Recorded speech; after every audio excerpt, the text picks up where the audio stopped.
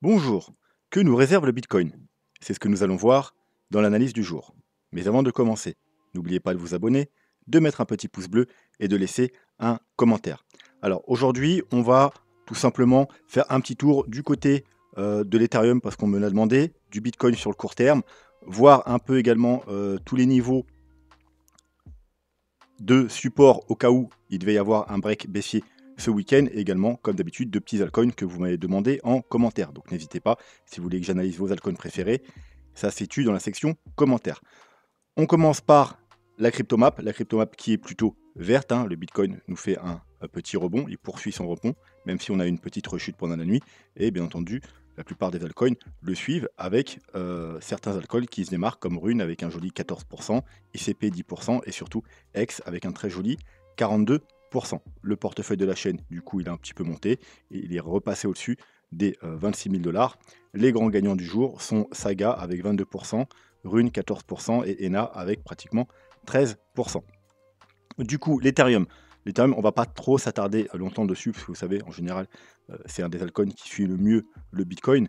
Donc, suivez l'analyse du Bitcoin et vous aurez en gros l'analyse de l'Ethereum. Bien entendu, il y a des niveaux propres à l'Ethereum. Mais voilà, le niveau le plus important, moi, que je vois dans un temps, si on devait avoir une rechute baissière, c'est ce niveau-là, c'est-à-dire aux alentours des 2500 $, tout simplement parce qu'il y a une confluence entre, vous voyez, ce niveau important, hein, qui a fait résistance ici, support ici, puis de nouveau résistance ici. Et également cette trendline, alors vous voyez, qui a fait ici, point de contact, point de contact, point de contact. Là, on l'a légèrement cassé, on est revenu résistance, on la repasse, elle resserre de support. Voilà, depuis le mois de janvier, on n'est pas revenu tester cette trendline. Donc s'il devait y avoir une chute, là, on a une très bonne confluence entre justement ce support horizontal et ce support trendline, donc aux alentours des 2500 $. Hop, le total 3. Donc, qu'est-ce qu'on avait? Alors, on va essayer de mettre le graphique comme il se doit. Voilà. Donc, on se rapprochait fortement de la zone de rechargement de short. On avait un petit range, hein. Donc forcément, cassure à la hausse, on serait parti rechercher la zone de rechargement de short. Et comme je vous avais dit, cassure à la baisse, on irait probablement retester ce niveau important. Alors, c'est une ligne bleue, c'est tout simplement les 0,382 de Fibo. Et également, vous voyez, c'est un niveau qui a fait également support ici. Donc maintenant, on va passer en mensuel, je veux dire en 3 jours. Donc pour l'instant, ce niveau, il tient, hein. On a fait une forte mèche ici, mais qui a été ravalée. On a fait 2 bougies supplémentaires qui ont également clôturé pile sur ce niveau. Donc tant qu'on tient ce niveau, il n'y a pas de problème. Si on commence à clôturer sous ce niveau, donc les 600, malheureusement, il y a des chances d'avoir une forte chute parce que ensuite le niveau à surveiller, ce sera ce niveau-là, hein, qu'on a travaillé pendant un certain temps. Il y a également les 0,236 ici. Et voilà, il y a tout ce niveau de support, hein. C'est une petite zone, hein, c'est pas un niveau précis, aux alentours des 500. Mais ça nous fait quand même une possible chute en cas de clôture, hein. On parle de clôture, 3 jours au moins. Eh bien, possible chute encore de 20% sur l'ensemble des altcoins, hein. Je vous rappelle, le total market cap 3, c'est l'ensemble des altcoins puisque le Bitcoin et l'Ethereum en sont exclus. Au niveau du BNB BTC, on est toujours en train de travailler cette fameuse résistance, hein. Vous voyez ce niveau extrêmement important, cette grosse ligne jaune, hein. Après la cassure ici de la trendline, la cassure de ce niveau, eh bien maintenant on s'attaque depuis plusieurs semaines tout simplement à ce gros niveau. Et à force de taper, eh bien il y a un risque qu'on la casse, ce serait plutôt intéressant. Heu, Au contraire, si on est rejeté, de toute façon, dans l'un ou l'autre des cas, il va falloir s'attendre à un fort mouvement puisqu'on travaille cette zone depuis longtemps. Soit on va casser et on aura probablement un fort mouvement haussier, hein. On fera une sorte aussi également, une sorte valider une sorte d'épaule, tête-épaule, inversée bien sûr. Ou soit on va être rejeté et on ira probablement retester ce niveau, voir si on le casse, aller beaucoup plus bas. Bon, c'est pas mon scénario principal, moi je pense plus à une cassure haussière, mais par contre, s'il y a des grosses chutes sur le Bitcoin, malheureusement, ce sera peut-être le scénario baissier qui va se mettre en place. Ensuite, BNB ETH, tout va bien. Comme prévu, on a réintégré la structure, donc ce sorte de petit triangle ici, hein, après le break de la trendline. Vous savez que moi j'ai rechargé ici, c'est-à-dire j'ai transformé des Ethereum en BNB. parce que je m'attendais à une surperformance de BNB par rapport à l'Ethereum. Et encore une fois, quand on a validé cette grosse résistance, cette encore une fois épaule tête épaule inversée, j'ai encore une fois interagi entre Ethereum et BNB. J'ai transformé une partie de l'Ethereum en BNB. Voilà, donc le mouvement était plutôt smart, puisque depuis, on a fait surperformer de 35% par rapport à l'Ethereum, ce qui me permet également, lors du stacking du BNB sur les launch pools, eh bien, de récupérer encore plus parce que j'ai plus de BNB. Donc voilà, je suis encore plus gagnant sur les launch pools BNB. Vous savez que j'aime bien les launch pools BNB parce qu'ils sont vraiment très rentables. Voilà, donc maintenant, le prochain objectif, ce sera tout simplement l'eau de cette structure. Et une fois arrivé en haut, on verra si on repart par le bas ou s'il y a une cassure haussière et une forte hausse par la suite. En tout cas, voilà, ceux qui m'ont suivi, c'était plutôt un choix assez smart. Et voilà, on va passer au Bitcoin. Donc, on a été où? Hier, on en était, je crois, par là. Hein. On était en train de légèrement casser, je crois, la petite trendline ici. On est venu ici taper cette petite résistance. On a une petite résistance en 4 heures. Vous voyez, un petit niveau hein, qui fait support ici, support, résistance, résistance, résistance. On est revenu taper. Hop, on est venu s'appuyer sur la trendline. Un léger rebond, mais après, alors, il a dû se passer quelque chose. Peu importe, on a eu une nouvelle mèche hein, et ça a failli, parce que vous savez que moi je suis rentré ici hein, sur les 60 300 $, ici, et ça a failli prendre mon stop vraiment à quelques dollars près, hein, j'avais le stop un petit peu plus bas, et aux 59 400 et quelques, et il a failli sauter, mais du coup il n'a pas sauté, donc je suis toujours dans le trade là, pour l'instant plus 70%, tout va bien. Mais apparemment, il y en a, ils ont mis un stop trop serré et ils sont fait prendre leur stop. Bon, ça arrive, c'est pas de chance. Tant pis, pour les autres, on est toujours dans le trade. Le premier objectif, c'est toujours le même, c'est tout simplement ce niveau-là, c'est-à-dire la zone de rechargement de short du dernier mouvement baissier qui se cumule au bas du triangle. Hein. Voilà, donc ça équivaudrait. Voilà, on a déjà fait, voyez, un petit pullback sur le triangle. On pourrait revenir faire un pullback ici avant soit une cassure haussière, soit de repartir à la baisse. Voilà. Et pour l'instant, vous voyez qu'on travaille ce petit niveau-là, le dernier petit niveau que je vous ai donné ici, voilà, hein, qui a fait support, support, résistance, résistance, résistance. On l'a passé, et là, voilà, on va avoir, on a une bougie de clôture. Là, on est sur la bougie de confirmation. Donc, si la bougie est verte, on ira probablement rejoindre ce niveau-là. Si par contre on réintègre et on recasse ce niveau-là, donc les 64 500 environ, avec clôture, etc. Et malheureusement, c'est, du moins sur du court terme, il faudra s'attendre à une rechute. Alors soit pour revenir tester ce niveau, soit vraiment une grosse chute pour aller faire des nouveaux plus bas. En ce qui concerne le plan Elliott Wave, alors, je vous rappelle avant de commencer qu'il faut absolument, si ce n'est pas déjà fait, si vous êtes nouveau sur la chaîne ou vous n'avez jamais vu mes vidéos, allez voir le tuto sur les vagues d'Elliott. À part si vous connaissez déjà le principe, mais si vous ne connaissez rien à l'héliothisme, allez voir ce petit tuto très simple, compréhensible par tout le monde, pour comprendre ce que je raconte, mais également ce que les autres youtubeurs qui utilisent l'héliothisme vous expliquent. Sinon, vous n'allez pas tout comprendre. Voilà. Et si vous voulez soutenir la chaîne, bien évidemment, vous pouvez également utiliser les liens d'affiliation qui sont là. C'est toutes les plateformes que moi j'utilise personnellement pour le trading ou pour l'investissement. Donc là, vous avez toutes les plateformes sur les cryptos. Et pour les marchés traditionnels, il est toujours bon de se diversifier. Vous avez Trade Republic qui pour moi est la meilleure, surtout pour les débutants, la meilleure plateforme pour l'investissement. Je précise l'investissement, malgré le nom, c'est pas pour trader. Donc on en revient à notre plan Elliott Wave. Alors je dézoome comme d'habitude juste pour ceux, alors on va s'effacer ça, qui n'ont pas suivi. Donc on est dans un bull run, en héliothisme, une tendance haussière se fait en une impulsion, on appelle ça un mouvement impulsif. Des vagues impulsives se font en 5 vagues. Donc 1, c'est les vagues jaunes ici, 1, 2, 3, 4, 5. On est dans la vague 5.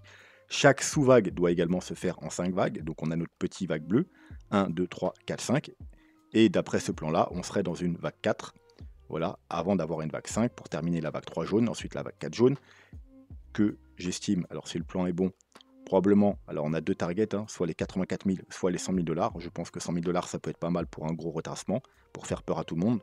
Pensez que le bull run est fini avant d'avoir une dernière vague haussière pour aller rechercher plus haut aux alentours des... Alors les targets pour le moment, alors les targets précises, on les aura quand on aura fini cette vague 4. Voilà, pour l'instant c'est juste théorique.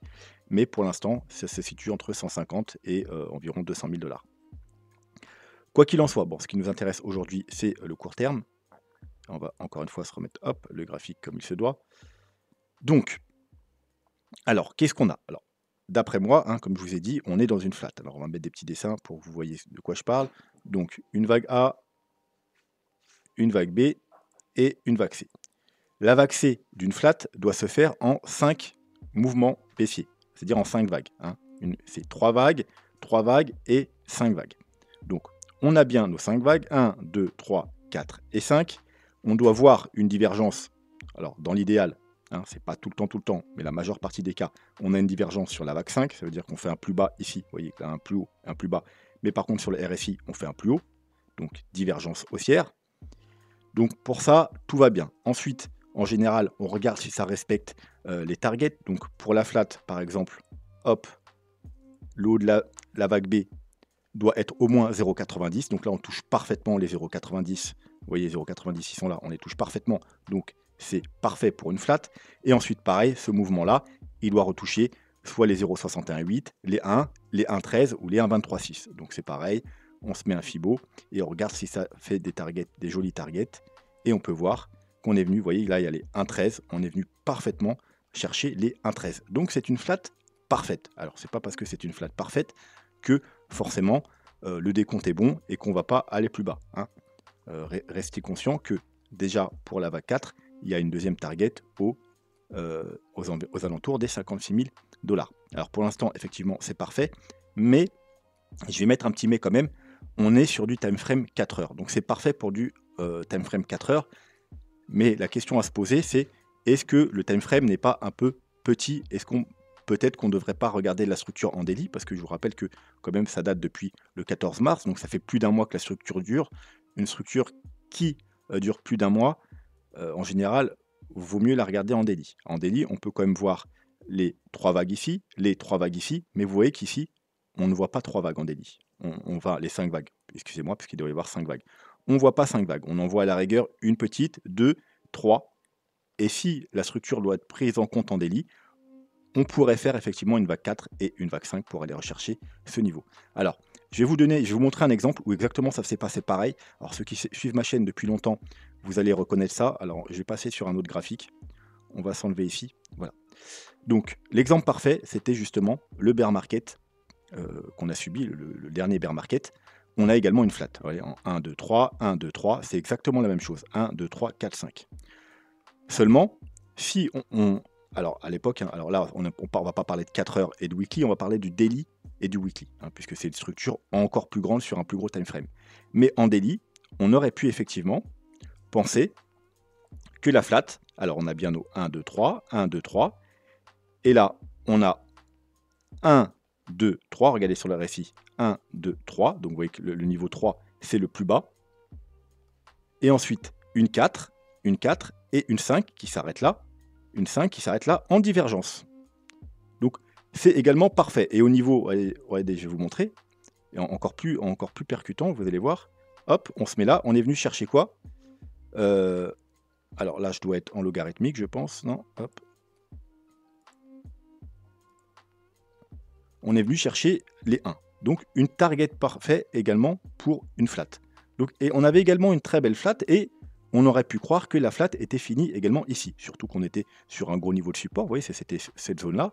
Donc on aurait pu croire. Mais comme je vous ai dit à l'époque, je vous ai dit attention, là, alors on parle plus de quelque chose qui a duré un mois, on parle une figure un an, alors, un an, on parle, ouais, on est en avril et là on est en mai 2022, c'est-à-dire une figure d'un an, on s'était dit, est-ce que c'est pas trop court le format? Est-ce qu'il ne faut pas plutôt la regarder en weekly?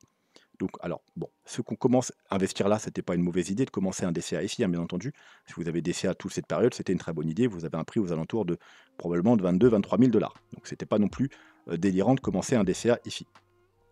Mais voilà, en tout cas, en ce qui concerne les vagues d'Elliott, on se disait que le daily, c'était peut-être un time frame un peu trop court. Et du coup, on était passé en weekly. Et on avait vu qu'en weekly, par contre, eh bien, 1, 2, voilà, on n'avait pas 5 vagues. On n'avait pas 5 vagues, comme ici, alors non, c'est voilà, comme ici, en daily, on n'a pas les 5 vagues non plus. Et donc, alors, voilà, Alors, je n'ai pas retrouvé les graphiques. Voilà. Et donc, en weekly, 1, 2, il a fallu attendre la fin de cette 3. Donc, 1, 2, 3. Une 4 et une 5. Et une 5 avec la divergence. Et une fois qu'on a eu ça, là seulement, je vous ai dit, là, c'est pratiquement sûr qu'on est le bottom. Parce que on est en weekly, on a une flat parfaite avec les 5 beaux mouvements. La belle divergence weekly qui n'arrive pas souvent sur les divergences weekly sur le Bitcoin. Comme là, on avait une grosse divergence weekly, vous voyez, une grosse divergence. Donc, on a probablement trouvé le bottom. Et dès que les indicateurs nous ont indiqué, déjà qu'on a validé ce petit W, et que les indicateurs nous ont donné leur signal haussier, j'ai considéré depuis lors qu'on avait bottom ici, et j'ai pas démordu tout du long. Je vous ai dit à chaque fois, chaque semaine, je vous disais, jusqu'à preuve du contraire, pour moi, on a bottom ici. Le bottom a été fait jusqu'à preuve du contraire. Et heureusement, on n'a jamais eu de preuve du contraire, donc je suis resté dans mon idée qu'on avait bottom sur ces niveaux. C'est pour ça qu'on a acheté sur ces niveaux, plus surtout les niveaux de confirmation, également sur les pullbacks, notamment celui aux 25 000 $. Voilà, donc on est sur la même problématique.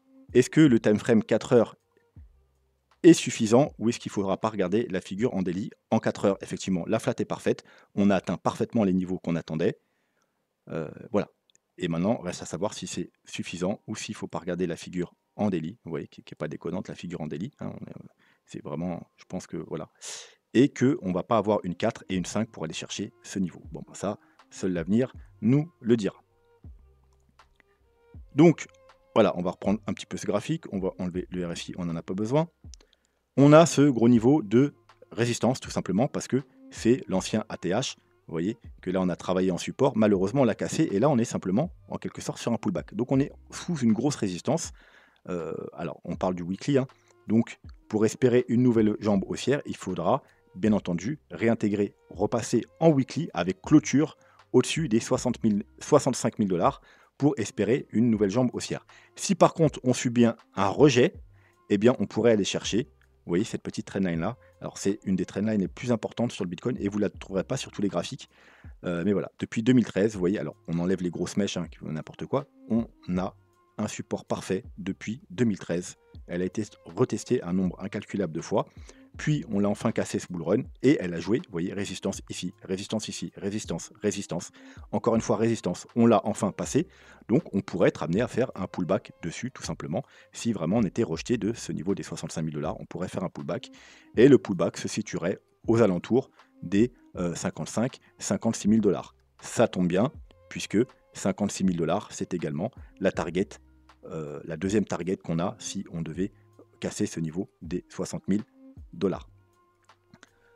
Voilà, maintenant ce qu'on va faire, c'est que on va voir un petit peu pour le week-end, au cas où on devait avoir une cassure baissière, voir les niveaux à surveiller hors héliotisme, parce que vous savez que moi je base sur mes analyses sur pas seulement sur l'héliotisme, j'aime bien voir aussi le graphique en lui-même. C'est, comme je vous répète toujours, le meilleur indicateur, c'est le graphique, et également d'autres indicateurs. Donc au niveau du RSI, on a toujours notre petite résistance. Hop, on va la dessiner un peu mieux, bon, ça n'a pas trop d'importance. Voilà, on a toujours notre petite résistance sur la RSI qui traîne depuis le début du mois de mars, donc ça fait maintenant 1 mois et demi qu'on est sous cette résistance. Donc bien entendu, la casser à la hausse, ce serait un joli signal haussier. Si on peut cumuler ça avec des niveaux sur d'autres indicateurs qu'on va aller voir juste après, c'est parfait. Donc voilà, rappelez-vous que on est là, encore une fois, vous voyez, sous une double résistance, même on a la petite moyenne mobile du RSI, également cette trendline. Voilà, donc on est sous résistance. Faut attendre une cassure pour avoir une confirmation d'une prochaine jambe haussière. On va aller regarder maintenant des niveaux avec les moyennes mobiles. Alors d'abord, je vais vous mettre Ishimoku, parce que les petits dessins que j'ai fait là, c'est pour Ishimoku. Donc d'ailleurs, je l'ai partagé sur Twitter. N'hésitez pas, sur Twitter, c'est là qu'il y a tous les petits updates, quand je fais pas de vidéo. Alors, je vais retrouver le bon graphique. Voilà.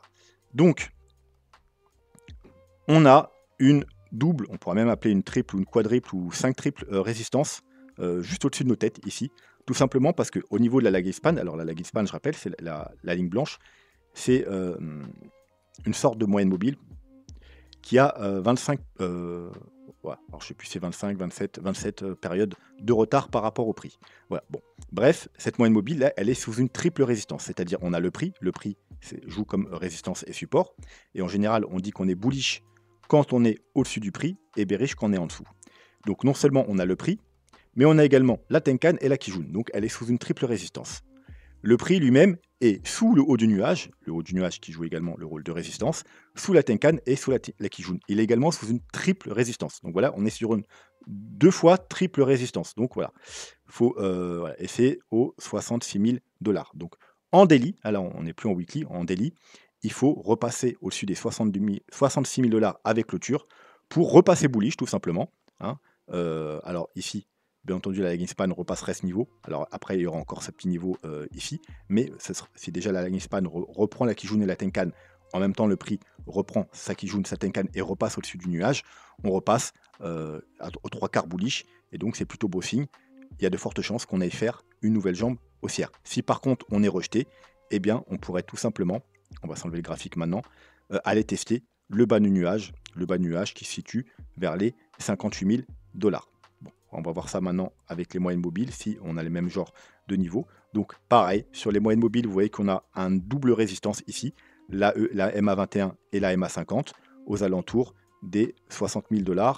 Et on a un support, la moyenne mobile 100, aux alentours des 56-57 000 $. Vous voyez, on en revient toujours au même support. Encore une fois, 56-57 000 $, ce qui équivaudrait à revenir chercher la zone basse ici aux 56 300 $. Si on regarde les moyennes mobiles exponentielles, c'est toujours bien de regarder les deux. On est en train d'essayer de s'affranchir de la moyenne mobile 50, mais juste au-dessus, il y a la moyenne mobile, enfin la EMA 21 aux 66 000 $. Voilà, encore les 66 000 $. Donc vraiment, si on passe comme sur Ishimoku, si on passe les 66 000 $, on repasse totalement bullish, hein, parce que vous voyez qu'on est au-dessus de la moyenne mobile 21. Eh bien, on est au mouvement haussier. Quand on repasse, on a des petites corrections, on repasse au-dessus, mouvement haussier. Voilà, avec de temps en temps des petits, puisque là c'est une sorte de range, on la réintègre et tout ça. Mais là, vu qu'on a fait vraiment une belle baisse, si on repasse, bien entendu, avec les clôtures au-dessus, il y a des chances qu'on ait retesté le sommet, voire faire des nouveaux plus hauts. En support, on a, alors juste en dessous, qu'on a presque touché, mais pas tout à fait, il y a encore une fois 58 000, enfin, pratiquement 59 000, la EMA 100. Donc si on devait faire une chute pour juste revenir chercher ce niveau, en fait, ça servirait à quoi? À prendre la liquidité, encore une fois, parce que la mèche qu'on a eue hier, elle n'est pas suffisante, elle n'a pas encore pris cette petite mèche-là, les liquidités qui traînent ici, hein, qu'on a vu hier. Sur le graphique-là, vous voyez que même si la mèche, voilà, on n'a toujours pas été chasser la liquidité ici. Alors encore une fois, sur les graphiques en futur, oui, parce qu'il y a des mèches plus importantes, on a pris la liquidité, donc c'est peut-être suffisant. Mais en tout cas, sur les spots, on n'a toujours pas pris ce petit niveau de liquidité. Et plus bas, bien plus bas, on a la moyenne mobile de 100 aux alentours des 50 000 $. On va acheter un petit coup d'œil en weekly, au cas où. Hein, voilà, donc premier niveau de support important, et c'est un niveau très important aux alentours des 55 000 $. Voilà, donc ce qui, encore une fois, ce serait aller chercher là avec une petite mèche. Petite mèche, et on réintègre vite, voilà, donc ça validerait ce support. Donc c'est quand même, c'est un gros support, hein. La EMA 21 ou MA 21, peu importe, vous voyez qu'en bull run, si on remonte 2 bull run en arrière, c'est à chaque fois les corrections, on est venu chercher ce niveau, et à chaque fois, on a rebondi. Et lorsqu'on l'a cassé, ben, la joué résistance, on était en bear market. Et lors du bull run précédent, c'est pareil, on est venu chercher ici, après on était très bullish, on ne connaît pas revenu la chercher, et quand on a commencé à casser, c'était déjà un premier signe. Alors on a refait ici un léger plus haut, mais on était déjà dans un mouvement correctif, et quand on l'a recassé là, c'était fini, là on a fait un pullback avec un petit fake out, et bear market. Donc à chaque fois qu'on arrive sur ces niveaux, c'est des niveaux très importants. Alors là, elle se situe exactement aux 55 000 $, et voilà, si on traîne un peu, elle va continuer à monter, et voilà, on est aux alentours, encore une fois, des 56 000 $, nos niveaux qu'on attend pour nos targets de Fibonacci. Alors Ishimoku, on peut aller également voir Ishimoku en weekly au cas où. On est toujours en train de travailler cette fameuse Tenkan, hein, donc on est sur du support, mais si on break les 62 000 $ en weekly, eh bien sur Ishimoku, on a la Tenkan qui se trouve actuellement au 50, la Kijun, excusez-moi, qui se trouve aux 52 000 $, mais vous voyez qui est en phase ascendante, donc pourrait également monter un peu plus haut pour faire du support un peu plus haut, pourquoi pas vers les, encore une fois, vers les 55 000, mais ça prendra peut-être une semaine, 2 semaines ou 3 semaines avant qu'elle atteigne cette zone. Donc pour l'instant, c'est aux alentours des 52 000 $. Voilà, on a fini pour le Bitcoin. On va passer sur le premier altcoin qu'on m'a demandé, donc c'est le Doge. Donc le Doge, comme vous pouvez voir, il répète à peu près le même schéma depuis le début. Donc on avait Alors là, on n'a pas trop d'historique avant, donc je sais pas s'il y avait un peu, il n'y avait pas dû avoir trop d'historique, hein, on est dû venir vers le bas, on a fait une petite haussière. Une sorte de, on va appeler ça un mini bear market, et une longue phase de consolidation, accumulation, un range. On a brisé ce range, hop, nouveau bull run, nouveau bear market, puis longue phase d'accumulation, de consolidation, un nouveau range. Et quand on a breaké ce range, une grosse poussée haussière. Et à nouveau, un bear market, une longue phase d'accumulation et de consolidation. Et techniquement, on a breaké le range. Donc, si on reproduit le même schéma, on peut s'attendre à une forte poussée haussière. Alors là, pour l'instant, alors on est en mensuel. Hein. On est en mensuel sur le graphique. On a une forte correction. Ce qu'on n'a pas eu en mensuel, du moins, ici, vous voyez qu'on a breaké, on est parti directement à la hausse. Donc ça pourrait être peut-être un petit indice comme quoi que peut-être ça ne va pas se passer comme précédemment. Mais par contre, si on passe en weekly, alors en plus, le mois n'est pas fini. Voilà, il nous reste 11 jours. Dans 11 jours, on peut très bien avoir une belle bougie et que cette bougie soit beaucoup moins moche. Hein. Mais en tout cas, en weekly, on avait ce fameux pullback.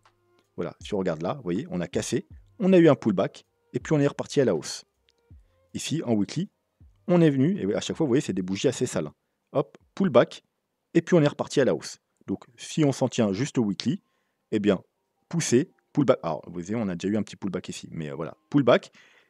Et voilà, bah, peut-être que les prochaines semaines, les prochains mois, on aura peut-être ce mouvement-là. Il faudra faire attention, voire prendre des profits, bien entendu, comme toujours, dans la zone de rechargement de short, qui se trouve entre les 25 centimes et les 42 centimes. Et si on doit aller faire des nouveaux plus hauts, eh bien, ce sera tout bénef. Voilà, je ne vais pas trop rajouter pour Doge. Hein, on peut aller quand même jeter un coup d'œil pour ceux qui ont pas trop, qui voient pas trop Doge où se situe. Il est 9e, hein, Doge est 9e au market cap, hein, donc forcément, il est limité quand même dans sa hausse. C'est pas l'altcoin qui va nous faire des fois 20, fois 50, fois 100. Il faut plus tabler sur des...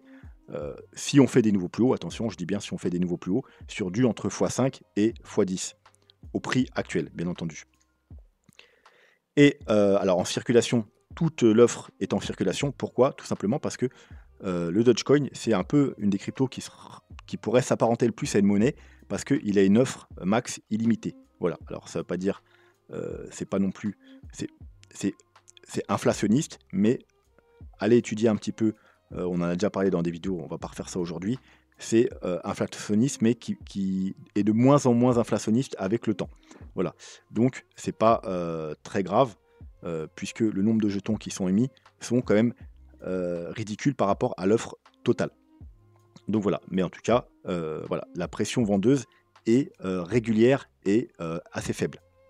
Mais voilà, il faut savoir que contrairement au Bitcoin qui est déflationniste, Dogecoin est une crypto inflationniste, un peu comme une monnaie fiduciaire.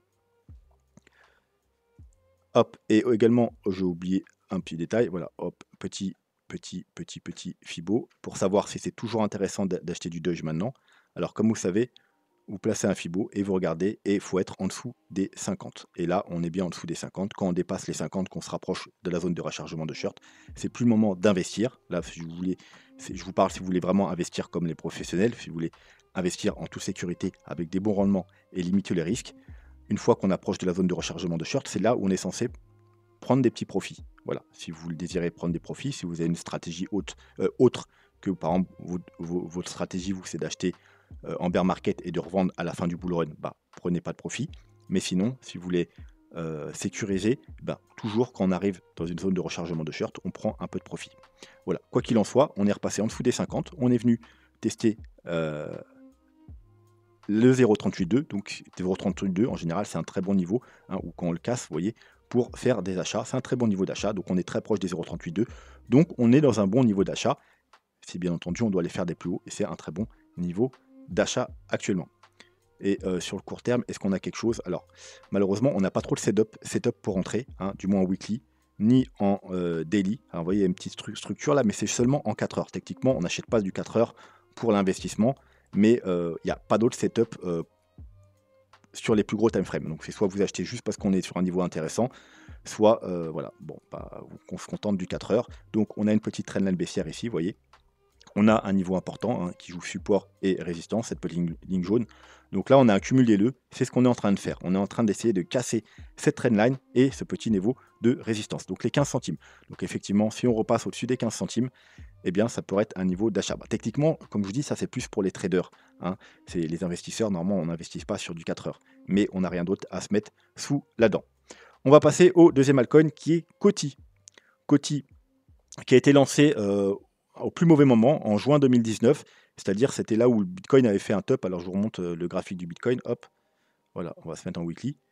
Donc, juin 2019, c'était là. Vous voyez qu'il y avait le bear market, la première vague haussière, voilà, qui s'est terminée exactement en 24 juin 2019. Et puis, on a eu une grosse chute hein, jusqu'au mois de mars, jusqu'au Covid. Malheureusement, Coty a été lancé en juin 2019. Donc, il s'est tapé toute la chute. Et ensuite, il a eu un joli bull run. Ensuite, alors vous voyez qu'il a un niveau important. Ce niveau jaune est très important. C'est là qu'a fait résistance ici, support ici, support un long moment ici, puis résistance, résistance, résistance. On l'a enfin passé. Et là, on est en train de faire un pullback. Bref, donc on avait un bear market, on avait une petite trendline, on l'a cassé, mais comme je vous dis à chaque fois, pour valider la cassure du trendline, il faut également casser le premier niveau de résistance. Et là, on avait un très gros niveau de résistance. Donc, eh bien, on n'a pas réussi. On a été rejeté. Pullback sur la trendline. Deuxième essai, on n'a toujours pas réussi et on est venu faire un plus bas. On a au passage créé une deuxième trendline. On a créé un niveau intéressant ici, vous voyez, de support, puis résistance, résistance, résistance. Donc, on pouvait rejouer, hein, puisque là, normalement, on n'est pas rentré, vu qu'on n'a pas eu les validations. La cassure de la trendline, mais il faut également casser ce niveau. C'est exactement le moment, vous voyez, au mois d'octobre, où on est rentré, nous, sur Coty, sur la chaîne, on l'a en portefeuille, Coty fait partie du portefeuille.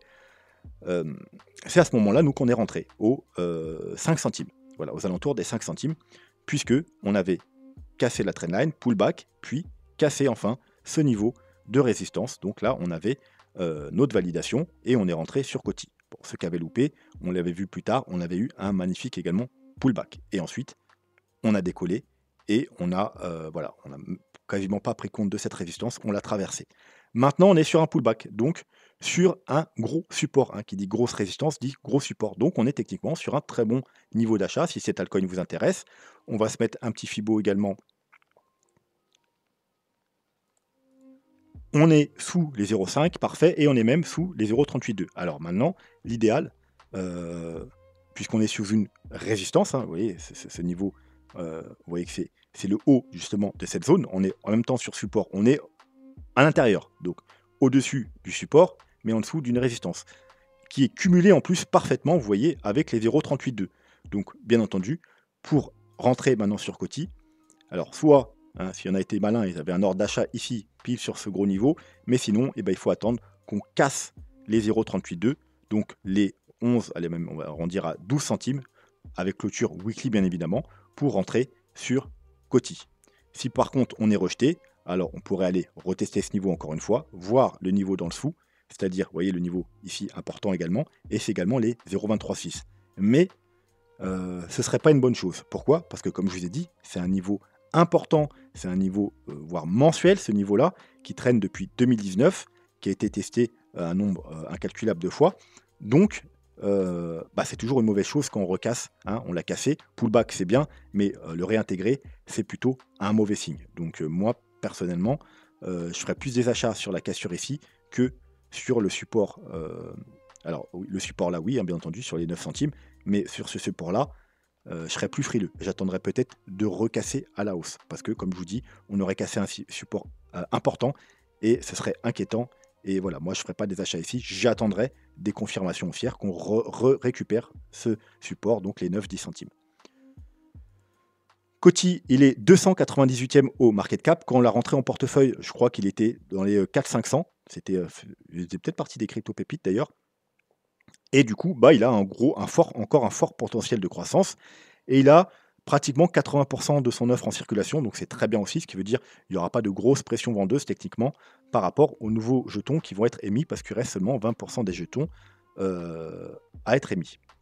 Et il est disponible, bien entendu, sur toutes les plateformes principales, Binance, Coinbase, HTX, KuCoin, Kraken, etc. etc. Donc tout va bien de ce côté-là.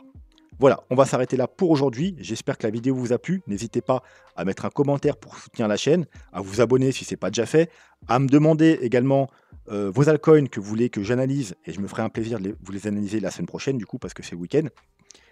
Et également, si vous avez des questions, je réponds à toutes les questions. Sur ce, moi, je vous souhaite un très bon week-end, et je vous dis à lundi. Tchuss.